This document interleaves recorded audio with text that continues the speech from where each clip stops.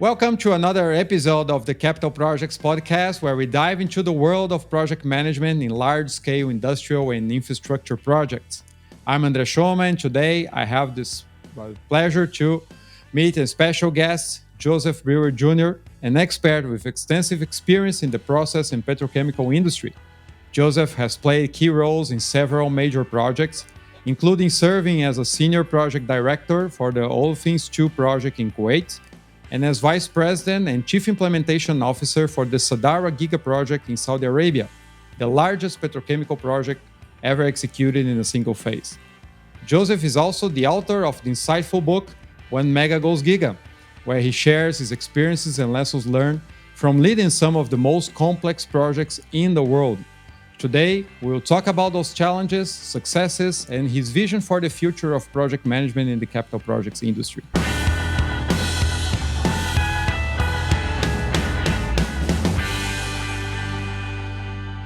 Joseph, welcome to the podcast. I'm thrilled to have you here. Thank you very much, Andre. It's a real pleasure to be with you on your podcast, and I certainly do enjoy talking about my experiences in project management, especially the Sadara project, and not just our challenges and our successes, but also our lessons learned along the way. And hopefully I'll be able to share some of those today. I'm sure it will be fantastic. For the start, I must say I loved your book. It's not that common to find such a detailed report on the challenges one professional encountered in a project of such a scale as Sadara. Could you kick things off, please, by sharing some of the key figures that highlight the scale and complexity of the Sadara Giga project? Certainly, Andre. The Sadara project was originally envisioned by two very large global companies. The company I worked for, Dow Chemical, in partnership with Saudi Aramco. They both had a desire for a very large petrochemical facility to be built in Saudi Arabia, to export from Saudi Arabia primarily to Southeast Asia and Asia Pacific in particular, but at a scale that petrochemical plants are typically not engineered, designed, and started up, because Aramco wanted everything at one time. And in order for Dow to participate in their vision, we had to agree to do it all at one time. And so we partnered together. And a little bit of the numbers, okay? So 26 world-scale production units. And I'll briefly skim over some of those products, right? We did have a cracker producing ethylene propylene into isocyanates, polyols, polyolefins, propylene oxide, propylene glycol, ethylene oxide, ethylene glycol, elastomers, glycol ethers, amines, etc. So those 26 production units required a very large, extensive amount of OSBL infrastructure, port facilities, rail and trucking facilities. And so off-sites was also its very own very large project. The site was Jubail in the eastern province of Saudi Arabia. Believe it or not, over 2.5 square miles, which translates to 6.3 square kilometers of built chemical plants. We had 27 project teams that during design were spread across 25 different engineering offices around the world and most of the time zones. We peaked during construction at 60,000 workers. I might come back to that challenge. We had to do things that you don't normally have to do on a project, like modeling traffic to get workers on the site and off the site after the workday. We did achieve a significant safety performance record of 0.033 recordable incident rate. At the time when we authorized this project, it was 2011, and it was 20 billion US dollars authorized. That in today's dollars is actually $30 billion in 2024 dollars. And at peak, we were spending money at about $500 million a month. Those were invoices getting paid. So if you can imagine the amount of activity to verify invoices and actually have that amount of money flowing, cash flow, that too was an enormous effort. So those were some of the big numbers that represent the Sadara scope. But it wasn't without its challenges getting started. We actually, the two companies started on a company they called RTIP, Ras Tanura Integrated Project.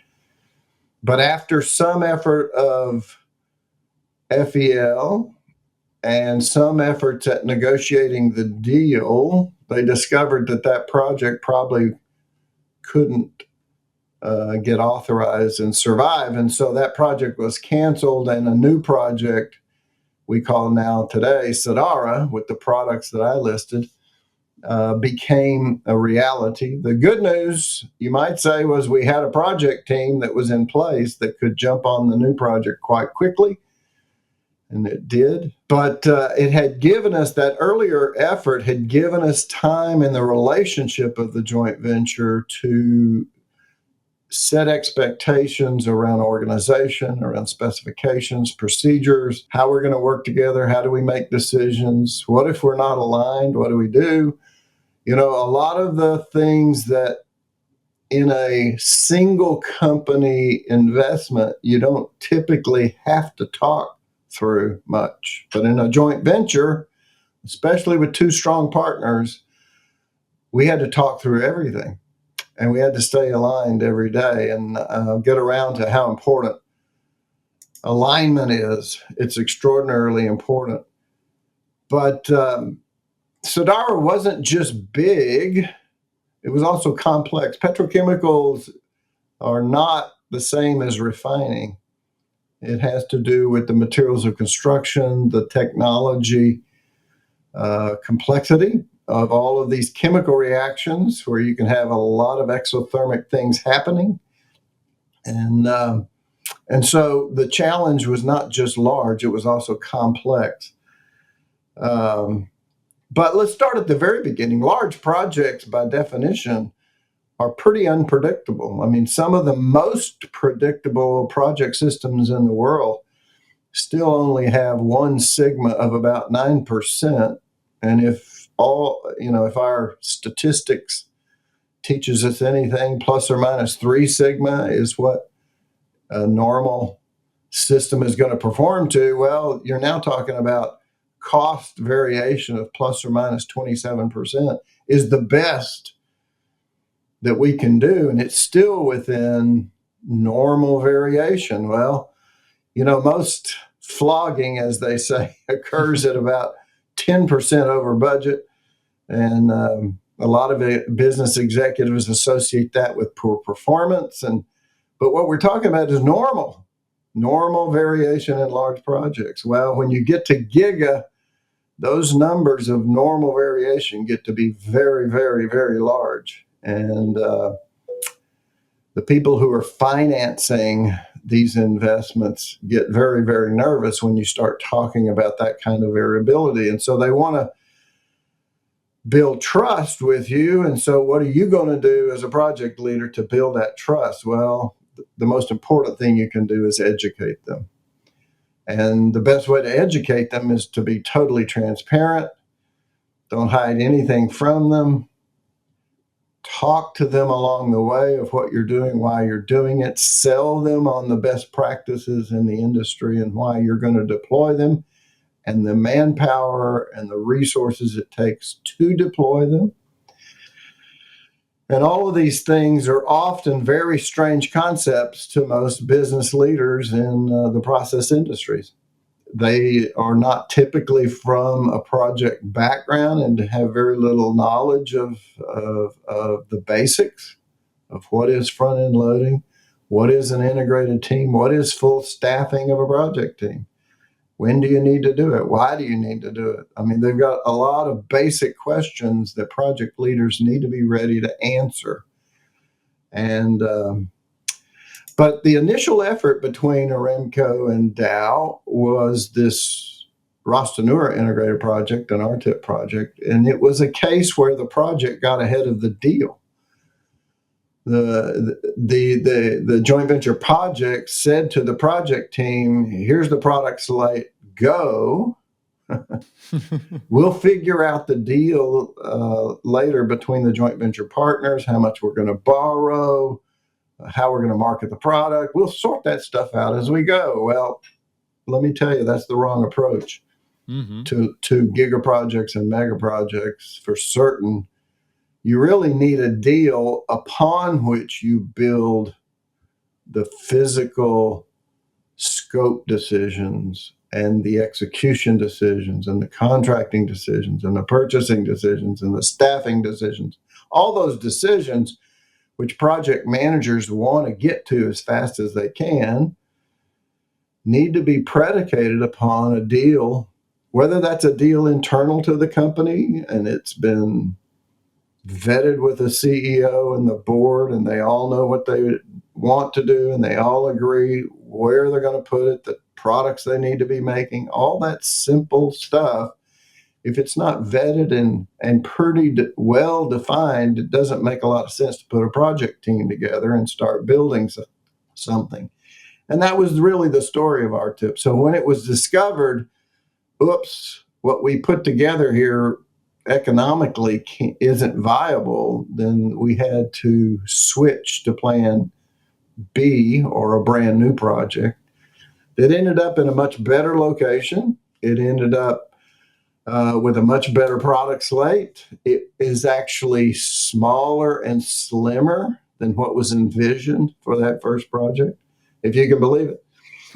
I mean, there needs to be some basic way. When you get to GIGA, and I love to, there's every once in a while I get invited to a discussion when people are talking about really GIGA, and I will ask very simple questions like, where are you going to get this money? Do you think banks will loan you that much money? Well, at the time, Sadara did in fact go to banks and borrow all of this money. We were the largest set of loans ever assembled for an industrial project. and yet the original RTIP project would have taken 50 to 100% more cash, and the banks, wow, there wasn't anybody in the world that could loan us that kind of money. But nevertheless, RTIP passed, and we came to Sadara with the right scope, the right size, the right location, and we had a good team in place. But let's get down to some of the fundamentals of what the real challenges are when you get to be that big. All of a sudden, you realize that supply, and when I talk about supply, yes, I'm talking about supply of equipment. I'm talking about supply of team member personnel, the supply of contractor personnel, maybe even the supply of money. I talked about cash flow. The supply of everything becomes critical because now you're pressing the limits of what the global supply logistics can supply. For a single project, single location. That's exactly right. And it has to be supplied to that location on a schedule. And that schedule and those supply curves end up creating what I call a tsunami of supply. And I can give you lots of examples of our buy and our purchasing of the bulk materials, the equipment, the marshaling of contractors onto the site, the marshaling of designers in engineering shops, the programmers for process automation. Everything we touched, we created a tidal wave for those suppliers. It was very difficult for them to meet. And that's probably the biggest challenge of being GIGA.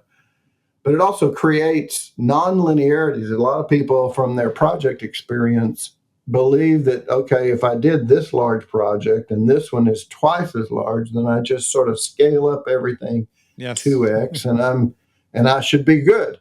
And that works for a while, going from small projects to medium sized to maybe large $5 billion project.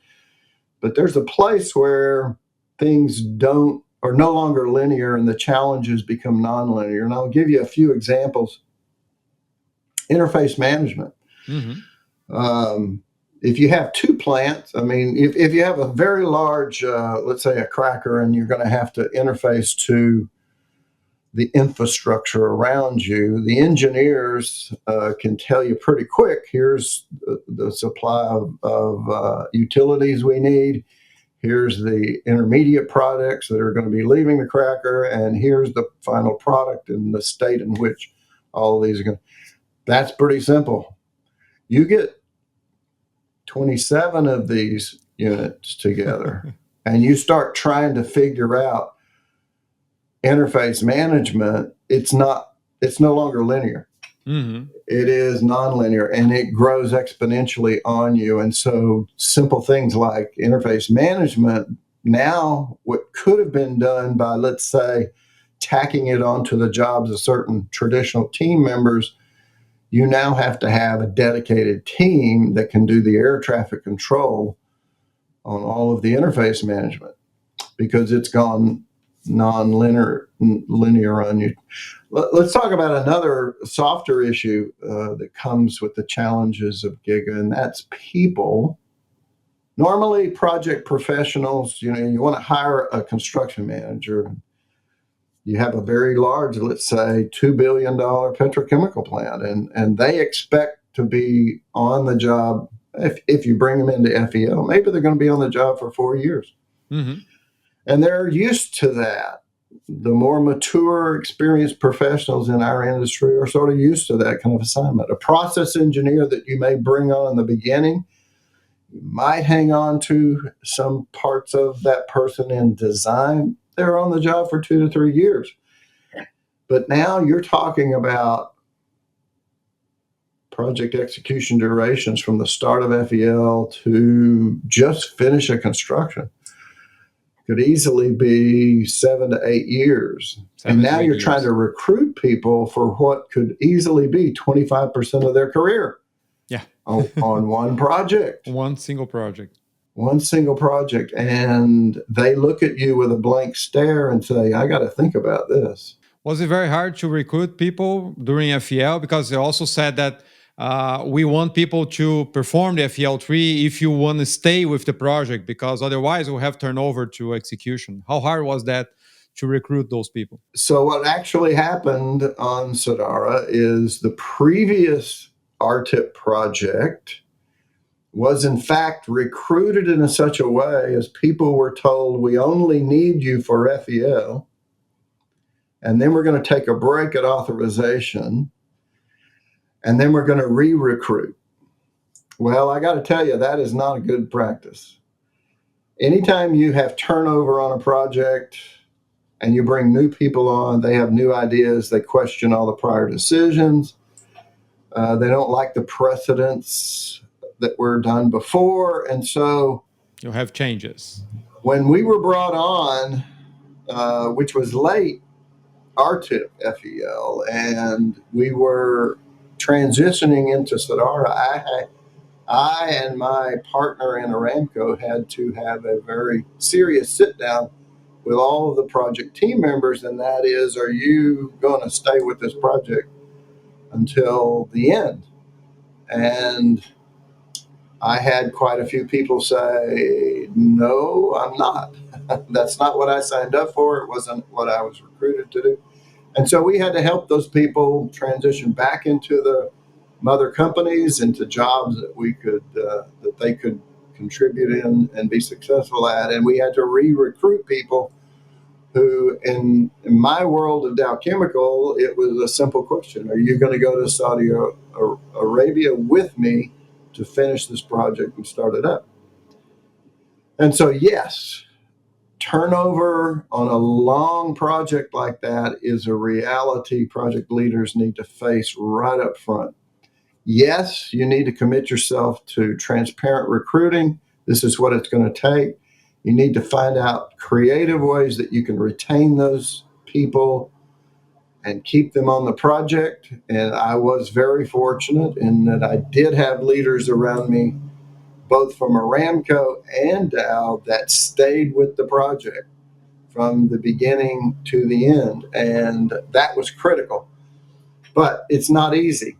The younger that individual is, the more you have to, you're now into career management for some of these individuals. You're not just employing them for a project. And we had young talent that was very good. We had to take care of their careers, make sure that the mother company was aware that they weren't lost in the system, as often can happen on joint venture projects. And so, yeah, people challenges and the challenges that come with a long duration project are part of the challenges that come with being GIGA. Yeah. How did you manage to integrate 27 different project teams across such a complex operation? What do you think were the key elements to ensure the cohesion, the alignment, and the vision? Maybe for some unit, people are more risk averse than others, and you need to get everyone under the same umbrella. So how was it to manage 27 different teams? With every question like that, there's really two types of different answers that I have to address. Sadara was a joint venture. And because it was a joint venture, every step of the way in which we were trying to achieve alignment took extra effort to explain, to sell ideas, to explain this is why that specification's written this way. This is why we do goals this way. I mean, everything that are often defaults in a mother company, an internally executed type of project, you don't have to explain all that stuff. You don't have to labor through all the steps. So I'm going to answer your question as though I'm on Sadara, and yet when you reflect back on it, they in fact apply to internal company projects as well. But let me try to attempt. Believe it or not, you have to set expectations around the basics. What are our specifications? What's going to be our contracting strategy? What's our schedule look like? What's the cost estimate? How are we going to build a cost estimate? How are we going to build a schedule? You have to talk through all those things and get alignment on setting expectations. We had an interesting organization. When I say interesting, in some ways it was traditional. We had project directors that had project managers that had project teams, and each project team had their defined scope. I will add right here, we tried to absolutely minimize any interdependencies of the scope in project execution so that we didn't have neither teams nor contractors pointing fingers and getting into disputes. So that's very key. But we also had a functional organization. You might call it some people call it a matrix organization.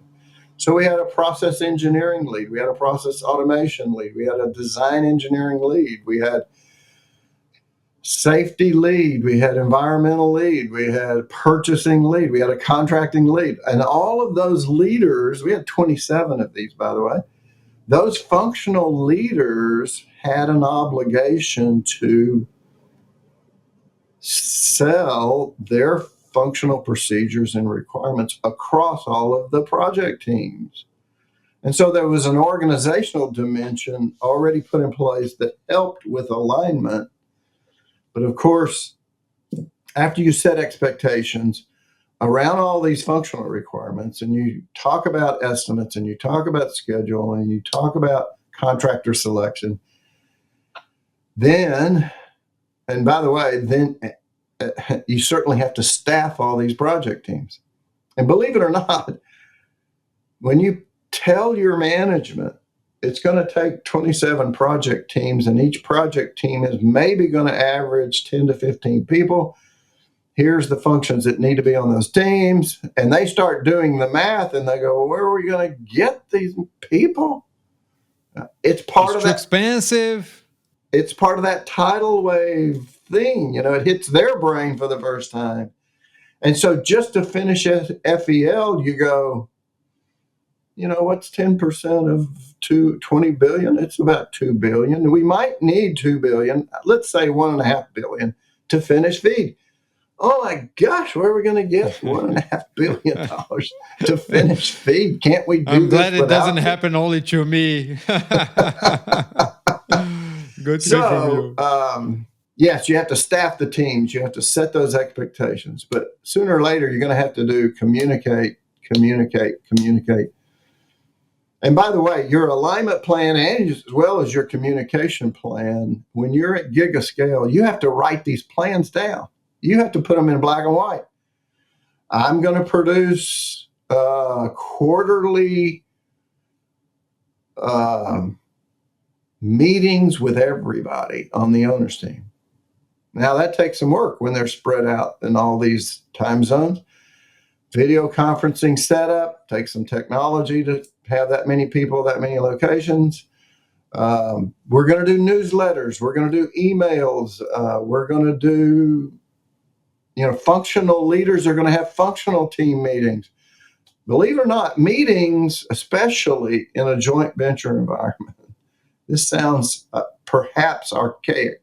Meetings are important. Yeah. You need to schedule them. You need to set expectations on the agenda. You need to take minutes. You need to publish the agenda, publish the minutes. Simple little stuff. You think, doesn't everybody do this? No, not everybody does that stuff. And yet you need it when you're going to communicate at GIGA scale. And as I said before, making these plans intentional means you're going to sit down, you're going to write those plans out, and then you're going to hold yourself accountable and your teams accountable for those plans. Now I perhaps you've heard me say this before, and it's certainly in the book. Engineers love to do engineering. Designers love to do designs. Construction people love to build stuff. And that's the hard stuff, I call it. And the hard stuff is easy for those people because that's what they love to do. But the soft stuff, things that we're talking about, how do you make sure that all of your teams are aligned on the same contracting strategy and the same interpretation of the specifications, and we're not going to vary on this automation issue, and making sure they all have the same goals, as simple as that is. They're all committed to the same objectives this year. All that soft stuff is what is hard. So the hard stuff's easy, the soft stuff's hard, and you have to work with your leadership team to try to help them become leaders and believers in the soft stuff. That team alignment really is the most powerful tool in the tool bag. And it's not just alignment of the owner's team, it's alignment with your contractor teams. It's alignment with your executive sponsors. It's alignment with the community.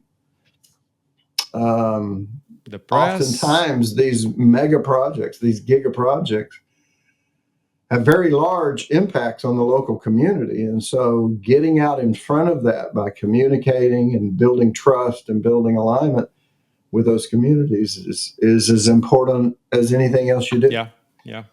And even more in this huge scale. I was impressed you telling in the book that you needed 200 buses just to get the bus drivers to work. Man, yeah, I couldn't believe buses, that. 200 buses to get the bus drivers to their buses. To their buses, yeah. 25,000 chickens per day. Assume. Wow. Can't imagine that. It is quite large. Let me add to that, though, a lot of respect for Saudi Aramco and Saudi Arabia in their ability to marshal those kinds of resources, construction resources, into their country.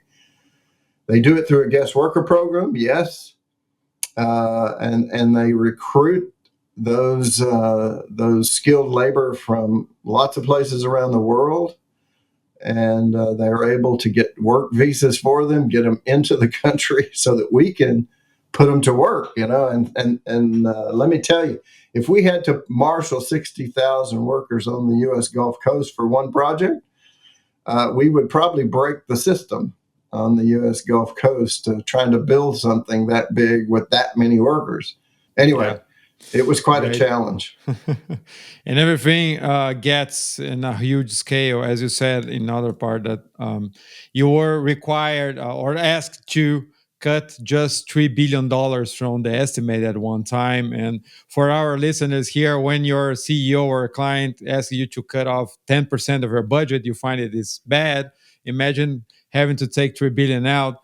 And how could you deal with this pressure? Because as you said, two strong companies, large teams, lots of expectations, low margins, a lot of risks that can come up during execution.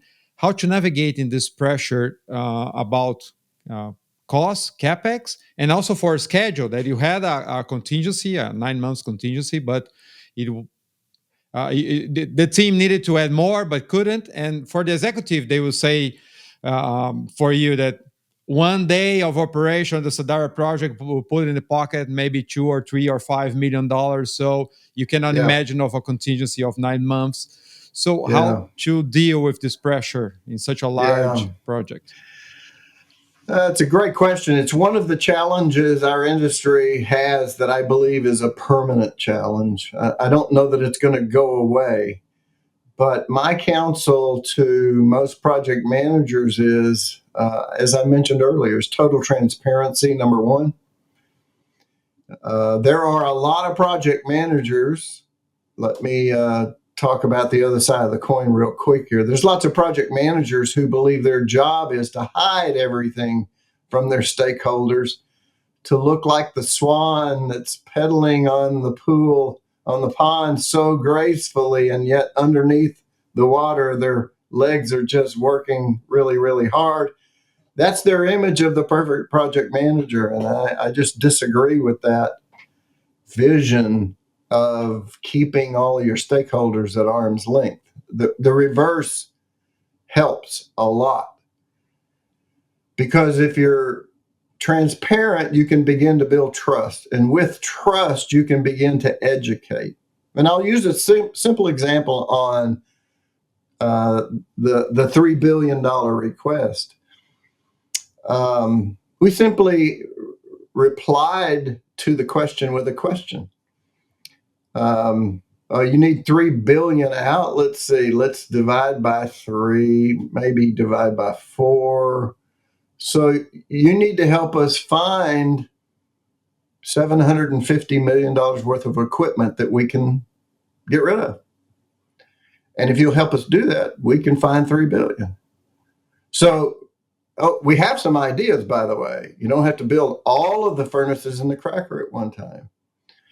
You don't have to have backup pumps in these plants. You can put them in later. And every idea that we would put back at them it helped teach them that money is based on scope. And if you want money to go away, you have to make scope go away. They're locked together, right? Well, they didn't like that answer, of course. They wanted us to be more efficient with the scope and the equipment that already had in there. Listen, we had already worked into our cost estimates the buying power of a GIGA project. When you go to the market with that kind of buy, you can get really, really good prices. But we had already factored that into the estimates we had put together, and that was already sort of in their pockets, so to speak. But I think that to answer your question, you've got to stay very, very close to the sponsoring executives, the business executives, especially those funding, providing providing the investment funds, because they, in many ways, are taking a very large risk. And as I say in the book, many of these GIGA project involved companies really are betting the company, and they just don't know it, but they are embedding the entire company. And so their careers are at stake, their companies are at stake. And you as a project leader have to appreciate that. You have to stay close to them. You have to talk everything that you're doing and why you're doing it, and why that 9 months of strategic float is critically important. We're going to keep it in our pocket as long as we can, but it's likely to get out of our pocket. You should authorize on a 9-month delay versus what we tell the contractor. So but you explain that every day. And as you begin to explain, and another way to build trust is benchmarking. We've talked about IPA was used on Sadara as benchmarking. Fresh eye reviews are ways to bring in other experts. And through these alternate set of eyes, your executives begin to witness what the experts are saying, the opinions they're giving, the schedules they're forecasting. And so they become not your advocate, they become your comrade looking at the data. And that's a way to build trust. And it's the building of the trust so that when things really do get tough and you have a tough decision to make, they're right alongside you. They've been with you the whole time, and they can help you make that tough decision. You don't have to make it by yourself. Right. So it's not easy. I'll say that the next big authorization, the next process industry company makes, you're going to have project managers who came from a project management background, and they built $1 billion something. You're going to have a business guy who's never done a project before, and he wants lower cost and a faster schedule. And that project leader has a very, very tough journey ahead if they decide to keep that person and that sponsor at arm's length, because that's going to set up a day for a surprise to walk in the room, and distrust pervades the entire room, the entire relationship. That is not what you want. So you got to stay transparent, and you have to educate along the way. Great, fantastic. And in terms of this scale, did you draw best practices from other projects maybe that you looked for, on other references of huge projects you could refer to in terms of getting lessons learned or helping you to set up the project? We did talk very, very early on. We did talk to other project leaders of GIGA projects that were extraordinarily large and complex. We tried to find anybody who would talk to us, and we would spend half a day, a full day with them, just asking a lot of questions about what they would have done differently, what were their lessons learned. We talked to successful projects. We talked to the people who organized the London Olympics, for example. We talked to the people who did the big dig in Boston. That was not exactly a successful project. So, yes, we did talk to many people who had relevant experience. We tried to document their learnings, and we asked independent people. Both companies eventually, Aramco and Dow, formed an independent team called the Creative Execution Team to independently brainstorm, how would you innovate around trying to do something this big? Up until that point in time, the original RTIP team had execution plans that were very traditional. We put a team together. They thought they could do it with less people because of economies of scale. Let's do FEL. We will just do ISBL, P&IDs, and let the contractors do OSBL, and then we'll bid it, and then we'll just roll up all of the bids, and we'll authorize on that amount. And the fresh eye team that was brought alongside the creative execution team looked at that and said, at this scale, that's not going to work. And here's the reasons why. And we began to put forward these unique challenges of being very, very, very large, like supply. And I'm going to use a small example of the type of supply problems we had. We had 105 analyzer houses. Now, an analyzer house looks like a container. It's got nice doors on either end. It's got an air conditioner, and inside is full of these process analyzers. We had 105 of them. And if you're familiar with the industry of analyzer houses, that market, most people who build analyzer houses are small little mom and pop shops, and they might build 3 to 5 a year. So how in the world are we going to get this many built? Well, we could not place the order with one supplier. Sure. That's sort of obvious. We had to find a number of shops around the world, from Japan to Thailand to the US, of course, Europe, South America. We had shops going everywhere, number one. But the strangest thing became the crisis on supply. It was the air conditioner. Whoa.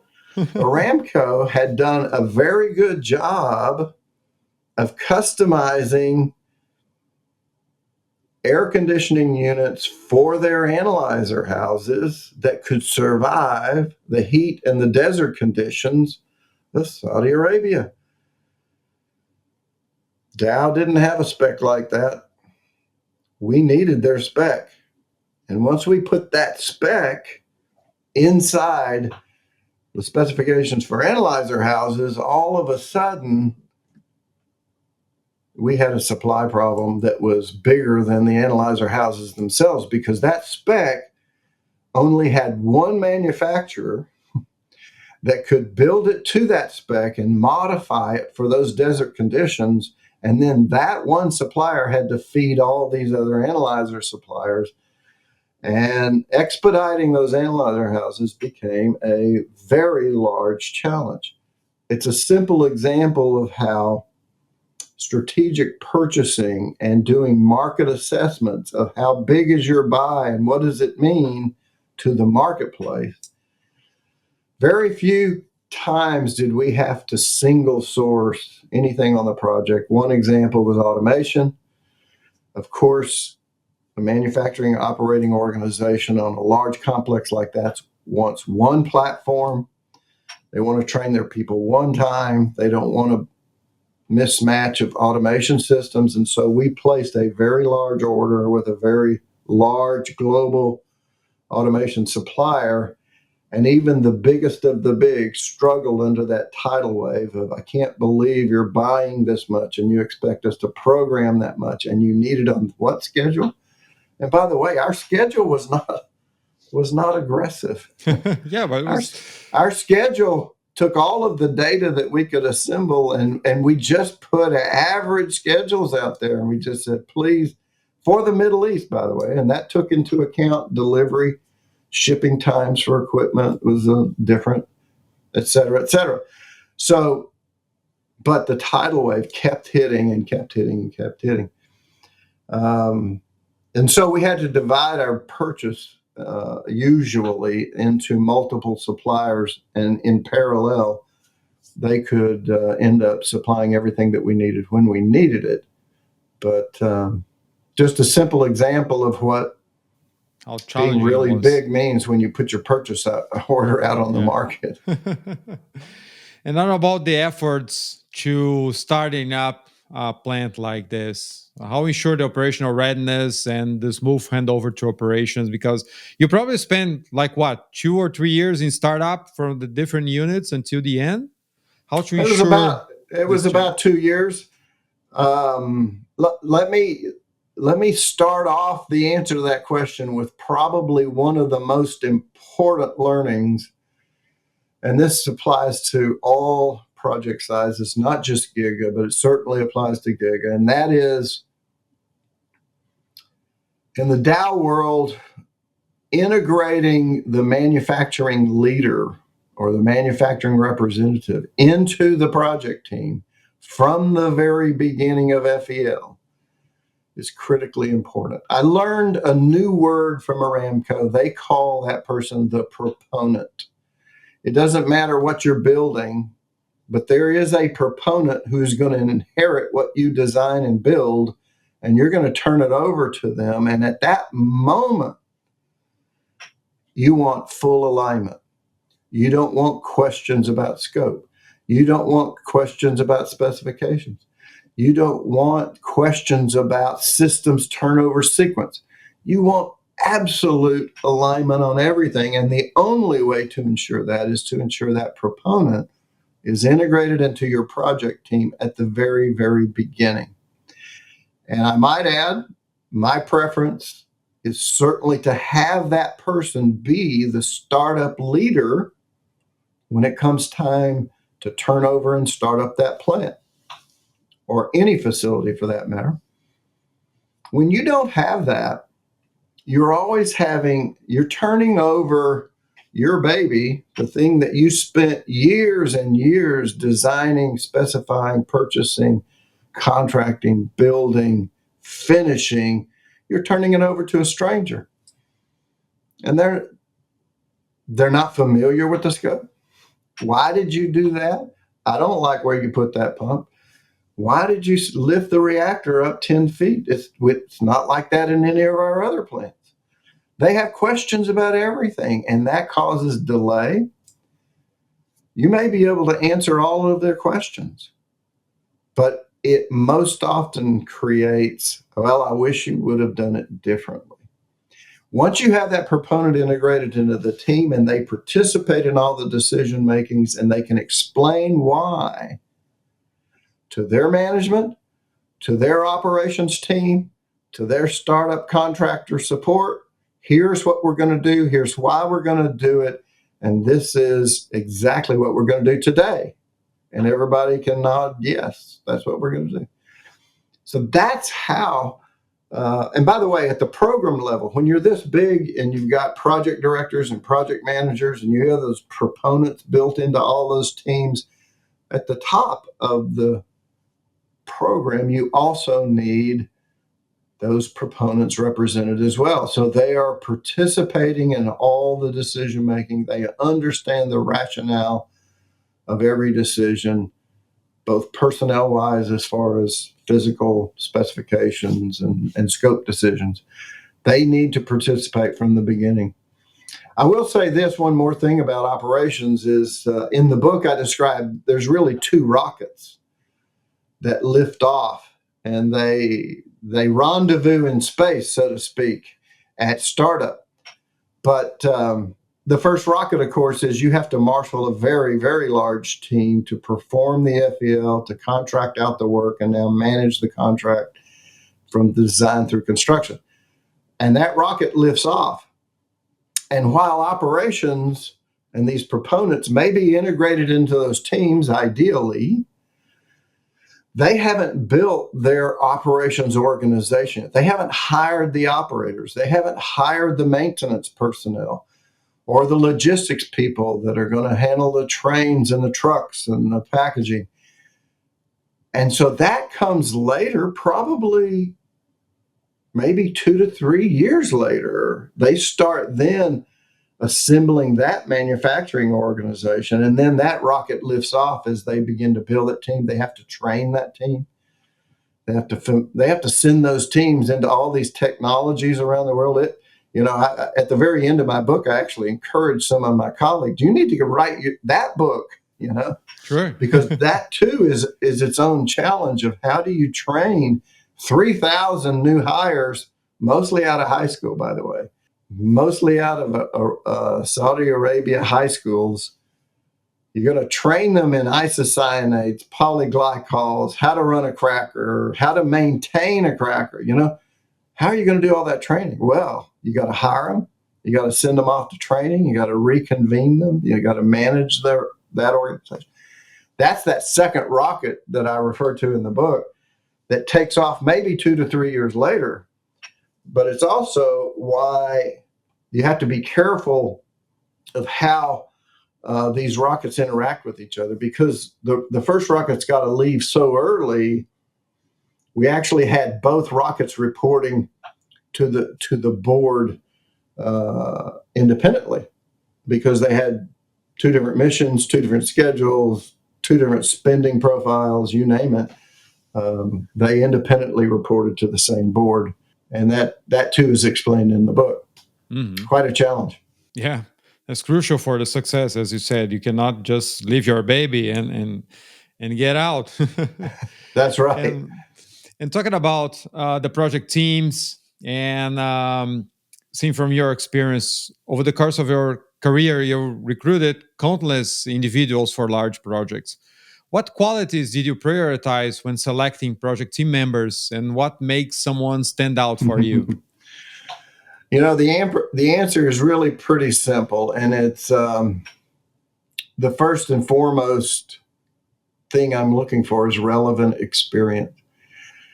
And yet, this industry repeatedly tends to put inexperienced people into critical roles.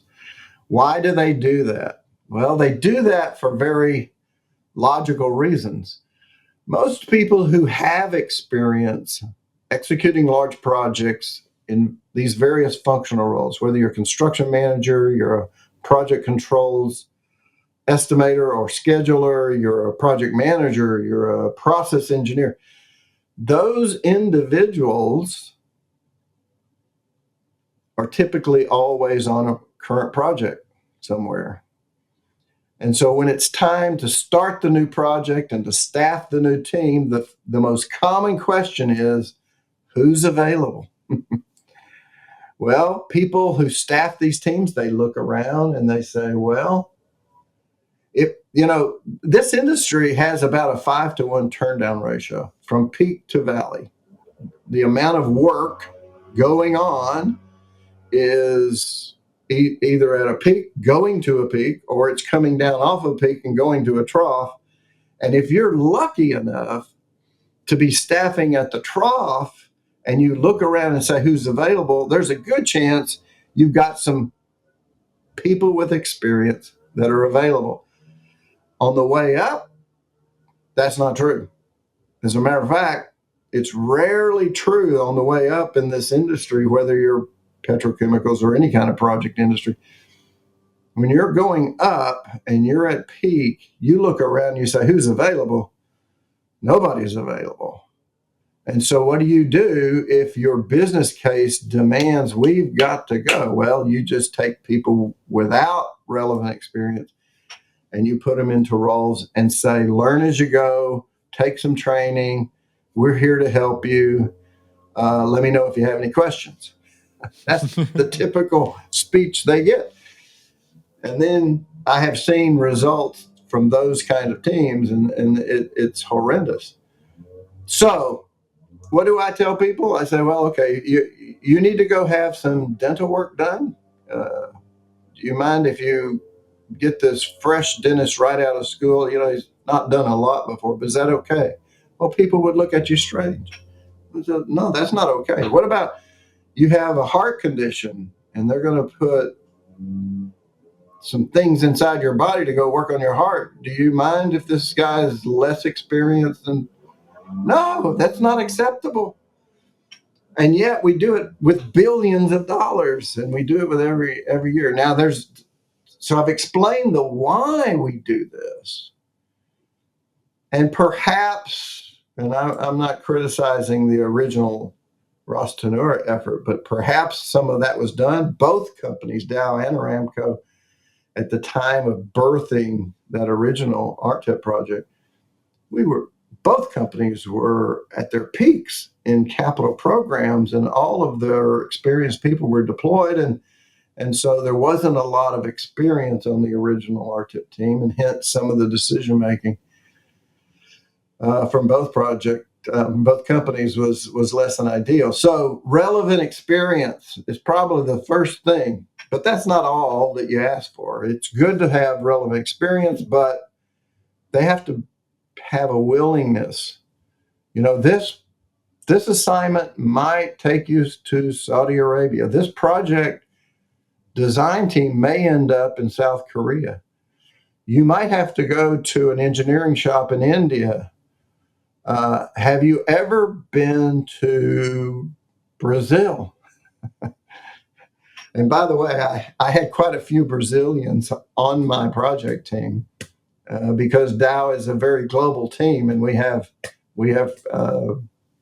quite good talent from Brazil that joined our team. But you ask people that, and if they're used to sleeping in their own bed at night and they don't want to get too far, and maybe a business trip of 2 weeks is about all they can handle. And listen, I've heard everything. My parents are elderly, and I'm the only child, and so I have to take care of my parents. I've gone through a divorce, and we're sharing the kids 1 week here, 1 week there, and so I have to stay. I can't go. I have an illness. I don't talk about it much, but I have to stay close to my doctor. There's a million reasons why people are not going to get on your project team and go for the GIGA ride of their life on this roller coaster, right? So now my filter is only too deep. Do you have experience, and are you willing? But believe it or not, that knocks out most people. And so you really, after that, any other criteria you have is a luxury. And then the real burden of project leadership and facilitative leadership and servant leadership and encouraging leadership and building aligned teams, that talent's got to come out of your project leaders in order to take what they can get from hopefully experienced, hopefully willing, and take that raw material and build it into high performing teams. And that's all that soft stuff we talked about earlier that really is the challenge for mega and giga project leaders. They have to be amazingly good at team building. Sure. And are those aspects also important, as you said, the servant leadership? What makes a great leader for such a complex environment, in your experience? It's interesting. I'm not a believer that you can just take any talent, send them to the right training course, and out pops a great leader. I'm probably of the school that believes it's the circumstances that makes the leader, not the leader that makes the circumstances.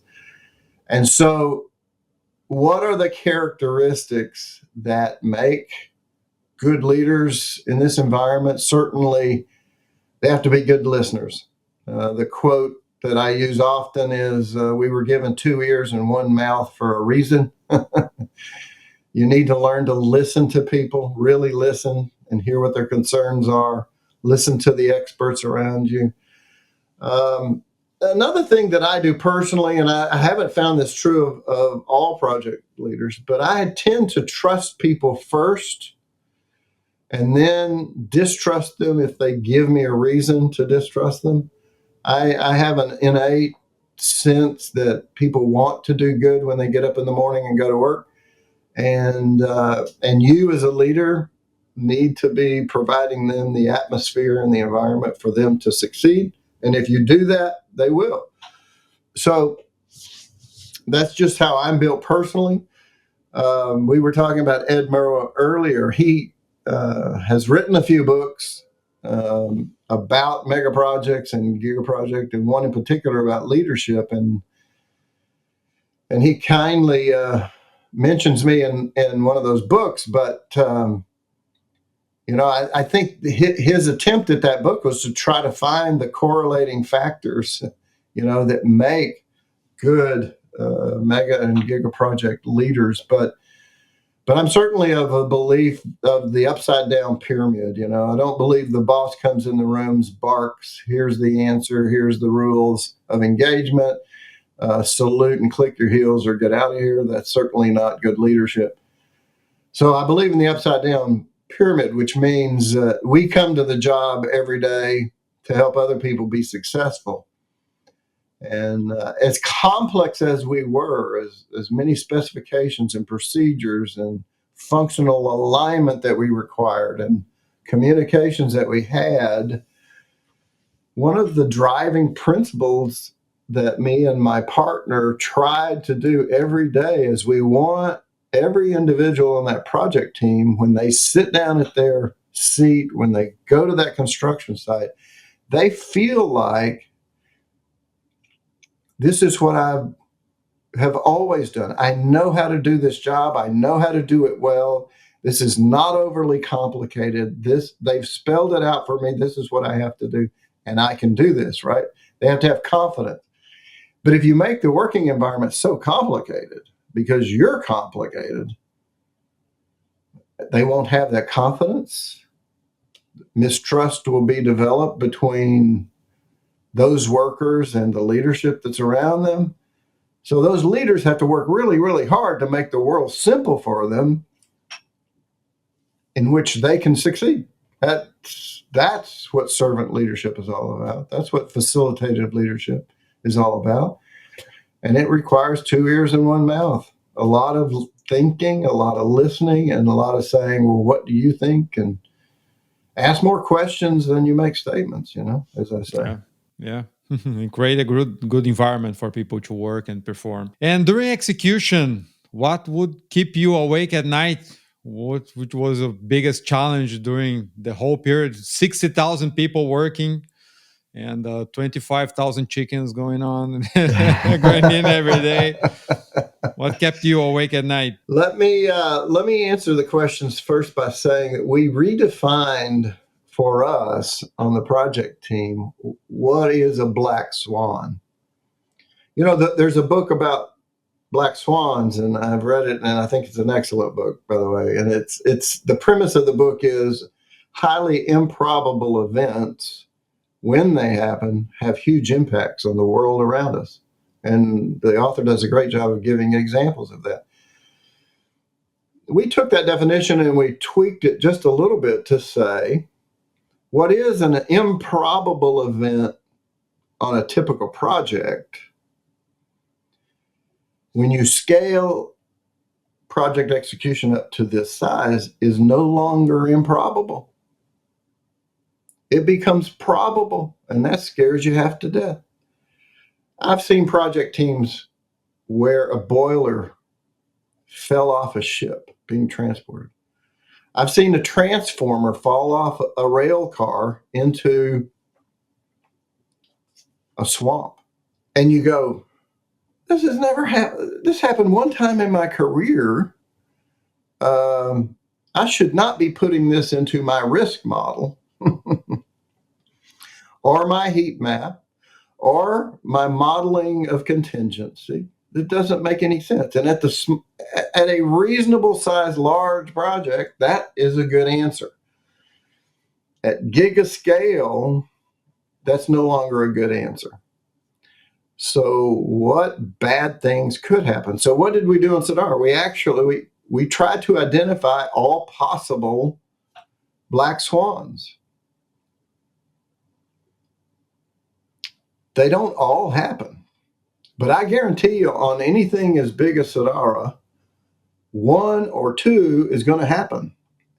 And 1 or 2 do, in fact, need to get into your contingency model, do, in fact, need to get into your risk management heat maps, do, in fact, have to get into your cost estimate. That's the only way to be honest with your management, transparent, when you talk about the probabilities of all of these weird things that rarely happen on smaller projects. At this scale, 1 or 2 of them are going to happen. So what do you do? So in the early part of the project, when you're making plans around these black swans, you don't lose sleep over them. And you're executing your project through FEL. Everything seems okay. You get into execution and you start seeing the storms started brewing out there. When you go out with these contracts and you start seeing contractors say, I don't want to bid on that one. Oh, I don't want to bid on that. I'm waiting for, the package. I really want to bid on that. I joke. This is the only project I've ever done where I had never had a contractor, global, very capable EPC contractor, come to me and say, oh, just let me do it all. I can do it. Nobody ever said that to me. Yeah. They all said, as a matter of fact, we had one bit off more than they could chew. And after a year came to us and said, we bit off more than we can chew. We can't do all of this. So that can happen to you when you're really big. But back to your question of what did I lose sleep over? Probably two things. We did have a black swan, two that I can think of happen, and lost some sleep. The first one was, and I think I do go into this in the book in more detail, but in short, the Ministry of Labor in Saudi Arabia, just as we were ramping up, mobilizing construction workforce onto the site, changed the rules of engagement on how to get skilled labor into the country. Not only that, they were auditing all paperwork of all guest workers in the kingdom, and they were putting some on planes, shipping them back to their home countries because the paperwork wasn't right. And we had workers who refused to leave their camp and come to the job site because they were afraid they would get audited. And probably for a good 6-month period, it was very, very chaotic. When I say chaotic, it was chaotic for our contractors who were mobilizing. They couldn't mobilize. They had workers who were not willing to come to the job site. That's chaotic. And it took us, my hat's off to Saudi Aramco and their efforts to lobby and educate the Ministry of Labor to tell them, here's what's really happening. We need your support. They certainly worked very hard on their end, but that was a black swan. Nobody anticipated this. I mean, for decades ahead, the way in which guest workers were brought into the country and the way in which they were managed was well known. The implementation was very smooth, and all of a sudden, it became very chaotic. So there was a black swan, and I'm certain I lost sleep over that because we were losing progress, and you could see it in our progress charts immediately. That most of our really large contracts were not able to mobilize workforce, and that hurt us. Talk about another black swan that hit us, and maybe it's the curse of me personally, because this happened to me on the Kuwait project, and it happened to me on Sadara, and that is we had a cooling tower in construction burn. When a cooling tower made of wood is in construction, it's dry. When it's in operation, it's wet.